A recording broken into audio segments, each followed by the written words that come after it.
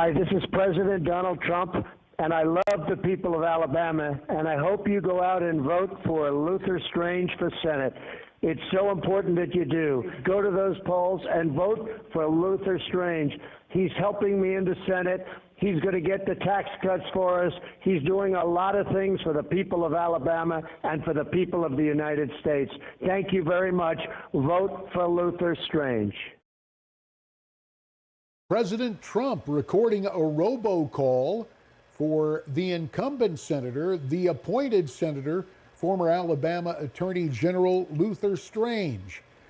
Some thought that the president's endorsement of Luther was a bit strange because there are two other strong conservatives in this race, and indeed a field that is much larger than that. All of it decidedly conservative in the Alabama primary for the United States Senate, as voters will make a determination exactly who will fill out the remainder of the term for now United States Attorney General Jeff Sessions. For insight on this race in Alabama, joining us via Skype from Birmingham, an attorney who is also a broadcaster and news analyst. He's the co-host of Yellowhammer News Radio 101.1 FM in Birmingham. It's Chris Reid. Chris, we really appreciate your time this morning. This robocall from President Trump, will it make the difference for Senator Strange? Yeah, whenever President Trump endorsed Luther Strange, it really shook things up in this state significantly because most of the people that were big Trump backers during the primary were backing either Roy Moore or Mo Brooks. And most of them actually weren't backing Luther Strange. And so it created a huge divide in the state. And in the last, I've been doing politics for 10 years. I've never seen the intensity, the vitriol. But as far as whether the robocall will make a difference, I don't know. We're not necessarily seeing that Trump's endorsement has really made the poll significantly better for Luther. But in a tight three-way race, it could be enough. But I think more of the robocall, the intent of that is to get Luther's voters to the polls. I don't think an undecided is going to get a robocall and change their mind. It's just because Alabama, even though it's very pro-Trump, our state very much doesn't like anybody telling us what to do from D.C. And that's pretty true about Alabama since the beginning of our state's history. Well, Alabama sounds a lot like Arizona in that regard, Chris. But let me ask you what people there are saying. Any ideas why President Trump would endorse Luther Strange in this race? Yes, and actually I can give you, it's similar to the same reason why John McCain voted against the health care bill. Like I talked to some people in D.C. about the vote that John McCain cast, and they said a lot of it was because he had a personal animus towards Trump, and it was sort of a little bit of payback. Well, in the same way, Mo Brooks said some things about Trump that were very negative in the primary. He called him a serial adulterer and several other things. And he was a big Ted Cruz backer. But after the primary, he rallied around Trump just like everybody else did. And so I think that basically for Trump, that was a big deal. He does not like people that do that. And as far as Roy Moore, he's a very nice man. He's a good man. But he said some things that if you played them in a clip, if the DNC were to run that in 2018, they could kind of do what they did to us back when Todd Aiken said some things back in 2012. So there's kind of a risk there with Roy Moore if he was to get the nomination. But with Luther, he was a very good AG in our state. He was very conservative, but he's basically taken like $8 million from Mitch McConnell, and the ads run by Senate Leadership Fund are the most misleading, dishonest ads I've seen in my entire life. And we've had to correct them. And Chris, we're gonna get there in just a second with those ads. But before we go to those ads, let's talk some more about Mo Brooks. You say in the primary, Mo was all in for Ted Cruz. But as we take a look at this ad from early on in this race, you see President Trump figuring prominently in the ad, and you hear one of the Trumpian themes really being sounded by Mo Brooks. Here's a portion of a spot from Congressman Mo Brooks running today for the Senate. Hi, I'm Mo Brooks, candidate for the Senate, and I approve this message. When Mexico sends its people, they're not sending their best. President Trump promised a wall to keep us safe and to protect American jobs for American workers. But even some establishment Republicans are blocking the way. Elect me to the Senate, and I'll fight every spending bill that doesn't fund that wall. And if I have to filibuster on the Senate floor, I'll even read the King James Bible until the wall is funded. And you know what? Washington could benefit from that. So Mo Brooks hitting the border wall heavily, and then a little tip of the cap to social conservatives, to values voters, to some of the evangelical Christian community that many would assume would be for Judge Roy Moore. Another note about Mo Brooks, Chris Reid, it is the fact that he enjoys the rather vocal support of talk radio titans Sean Hannity, Laura Ingraham, and Mark Levin. Of that troika, only Levin formally endorsed me in my challenge of John McCain in 2010. How much influence will personalities like Laura Ingraham, Sean Hannity, and the aforementioned Mark Levin have in this race today?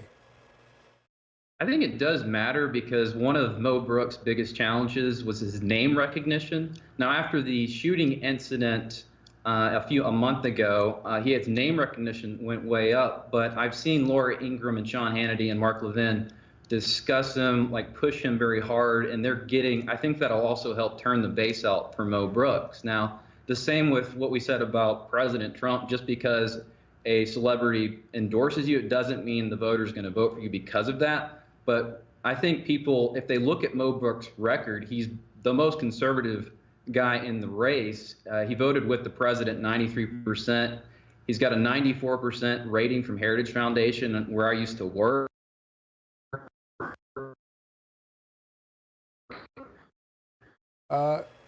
I think we may be losing the Skype signal. And he is really hitting the ground hard, but he is getting attacked significantly. You know, we're having a little trouble with the Skype transmission from Birmingham. We'll try to reestablish connections with Christopher Reid. Chris outlining Mo Brooks and his resume and whatever unpleasantness may have existed several months ago in the primary race for the presidency. Now that Donald Trump is the 45th president of the United States, Mo Brooks trying to say, look, I'm implementing the most important thing on the agenda. Apparently, we've reestablished contact with Chris Reid. Chris, is there a way for Mo Brooks to overcome that rough and tumble primary where he was so impassioned for Senator Ted Cruz and so dismissive of Donald Trump? Yes, ironically, we're seeing Mo Brooks and Luther tighten in the polls on the ground, and even anecdotally, because people hate Mitch McConnell in Alabama. I don't know if they love him in Arizona either, but because of McConnell's backing of Luther Strange, that's made a lot of people way more excited about Mo Brooks and Roy Moore. So if Mo Brooks comes in second and Luther doesn't get it, that would be a huge blow to Mitch McConnell. And in another way, President Trump, because he carried our state with 27 points. So, yes, Mo could come ahead. I think there's no doubt Roy Moore will be number one. The question is, will the momentum be enough for him to get to the runoff? And if he does get to the runoff against Roy Moore, if he gets in the runoff, it looks like he would probably win. Well, it's very curious, and this is what we have to point out. Today is not winner take all. The crucible is 50% plus one to win the primary. Nobody's expected to win it outright. So the top two finishers are the key, and it's assumed there will be a runoff. Now, you mentioned Judge Roy Moore. You also mentioned the antipathy toward Mitch McConnell. Let's take a look at one of the latest ads, perhaps the final ad in the campaign being waged by Judge Roy Moore. Check this out. They lied about repealing Obamacare. Now Mitch McConnell's D.C. slime machine spending millions spreading lies about Roy Moore, bearing false witness. Why? We know why. We all know why. Roy Moore's honest, and Moore's his own man. Moore fears God, stands for the Constitution, fights for what is right, and believes what we believe. Drain the swamp. Send McConnell a message. Send them all a message. Roy Moore, Senate. My name's Roy Moore, and I approve this message. You take a look at that, and it's obvious that, Chris Reid, what you were saying about Mitch McConnell, running against Mitch McConnell is the path that both Mo Brooks and Judge Roy Moore want to take. And you say you believe that Judge Moore, I know he had a lead early on. Has he maintained that lead in the polls? And why does he seem to have such a grip on so many conservatives? Is it just the social conservatives are 100% Roy Moore voters? Well, I believe no political analyst in the state believes that he won't at least make the runoff. So we know he'll make the runoff. He'll likely be first place.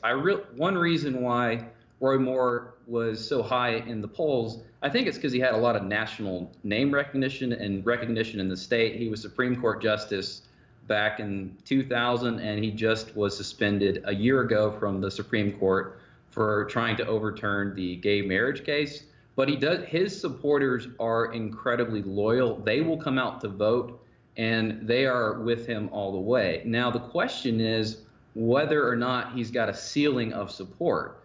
So if he has a ceiling of support, he'll make the runoff, but he may not win the senatorial seat. And if you look at matchups, Roy Moore versus Mo Brooks wins that pretty handedly. But if Luther Strange gets in with Roy Moore, it looks pretty even, and it looks like Roy Moore may be able to beat Senator Strange. And as a Republican, like we talked to people from the Hill, the Washington Examiner, and they all agreed that Roy Moore would be used as a foil against the Republican Party in general, just like Todd Akin was. And so some of the people in D.C. are a little bit concerned about Roy Moore being senator.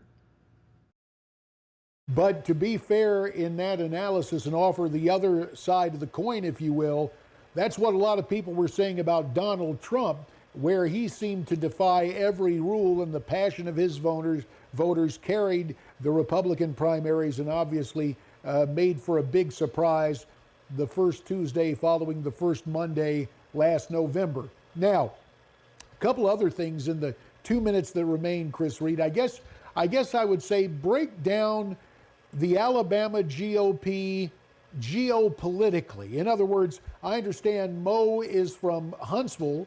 He's expected to do well in the northern part of the state. Luther makes his home there in one of the trendy suburbs of Birmingham, and he's expected to do well in that area. And I'm not really certain, as you mentioned, Roy Moore has that base of social conservative loyal support. Is there any one area of the state that is expected to turn out in greater numbers that could tip this race in terms of a geopolitical factor, if you will? Yes, actually, everyone agrees whoever wins the Mobile area, because that's an area that they're all vying for, that will probably determine who gets second and third place. Now, as far as the state of the GOP, I think it's clear to say that Roy Moore would align himself more with the populists, like the Steve Bannons, Trump, kind of as far as his politics. And Mo Brooks would be a conservative, very similar to a Rand Paul or Mike Lee. And Luther is very conservative, but he kind of represents the Mitch McConnell establishment conservative. Now, his voting record is going to be very conservative. He's one of the most conservative AGs we had. But as far as the alignment of the state party and the GOP, it's kind of interesting because the candidates are all going to the same camps that we're seeing so much infighting in the GOP. But as far as the state, look at Mobile, look at the returns in that area. And if somebody overperforms there, that may make the difference between second and third place, and that will determine. All right, the runoff. let me cut to this. Right, and going into the runoff, you believe there's going to be a runoff, 30 seconds left. Who do you think will be in that runoff, Chris Reid? I think there's no doubt Judge Moore will be in there. If I had to pick it, I'd say Luther Strange had a slightly better edge over Mo Brooks, but that could go either way. I think the difference between the two of them, whoever wins, will be within 2 percentage points. All right, we'll see. Chris Reid, we look forward to visiting with you again. We thank you for your time today from Birmingham, and I'll be back with last of the first as we wrap up this first hour right after this, so please stay with me.